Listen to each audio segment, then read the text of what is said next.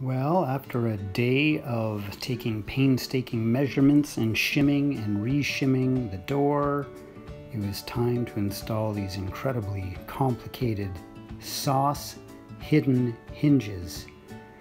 They take a lot of painstaking drilling and chiseling and fitting and re-drilling and re-chiseling, and I'm using the 3 hinge formation.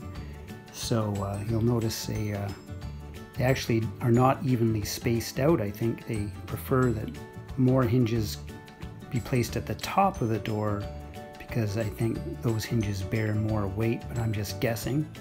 So I paid very close attention to their instructions, and then it was time to finally put together the front of the door frame.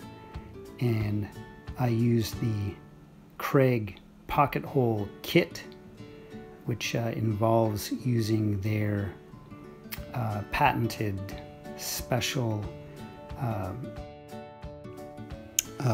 Craig Wood Project clamp with Automax, so it adjusts to different widths.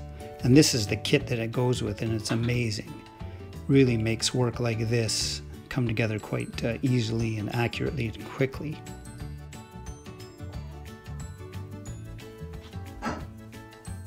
And there it is. It's not installed, it's just fitted to see where I need to re-shim things, and I can see that right here it's tight right in the middle.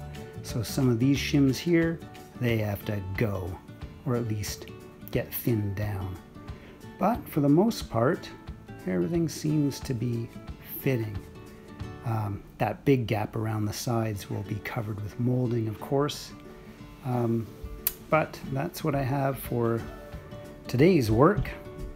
Tomorrow, hopefully, I can start building the shelves, and this will become a hidden bookcase door.